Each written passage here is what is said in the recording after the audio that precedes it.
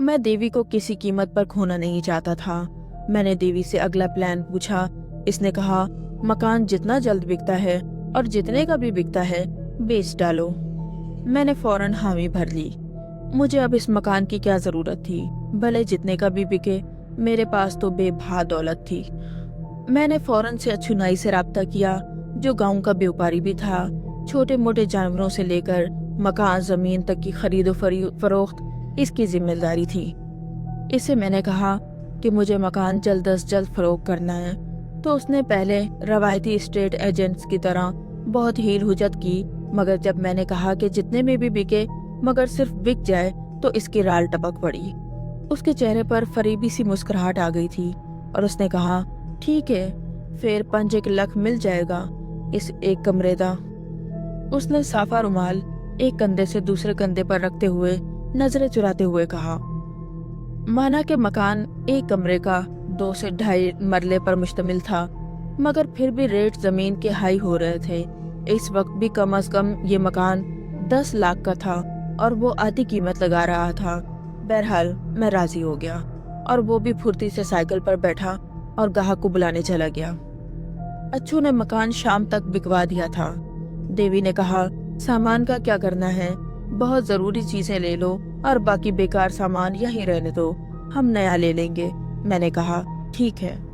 میں نے کچھ ضروری سامان لیا جس میں امی ابو کی تصویریں تھیں جو میرے گھر کی کچی دیوار پر آویزاں تھیں، ایک ریڈیو جو کہ میرے ابو کی یادگار تھا، ایک لالٹین جو کہ میری امی کی چلاتی تھی، بجلی نہیں ہوتی تھی تب، باقی چارپائی، صندوق، چند برتن میں نے وہیں چھوڑ دیے۔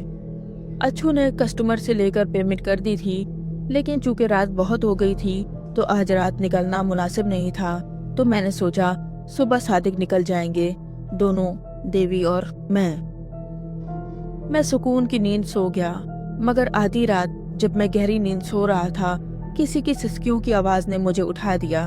میں نے اٹھ کر دیکھا تو دیوی میرے سرہانے بیٹھی رو رہی تھی۔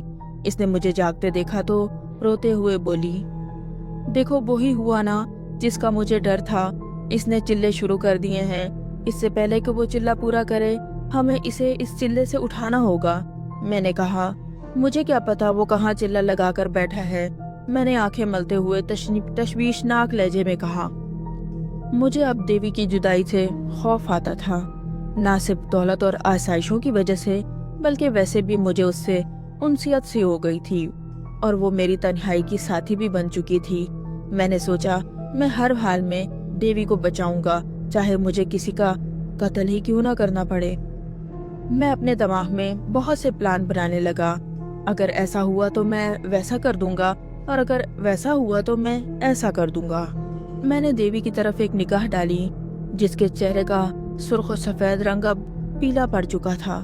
میں نے پوچھا وہ کہاں ہے اس وقت؟ اس نے بتایا وہ قبرستان میں مردوں کی ہڈیوں سے حصار بنا کر بیٹھا ہے، اگر میں اس کے حصار میں داخل ہوئی تو وہ مجھے قید کر لے گا، تم اسے اس کے حصار سے نکالنے کی کوشش کر سکتے ہو۔ میں نے کہا میں آپ کے لیے اپنی جان بھی قربان کر سکتا ہوں۔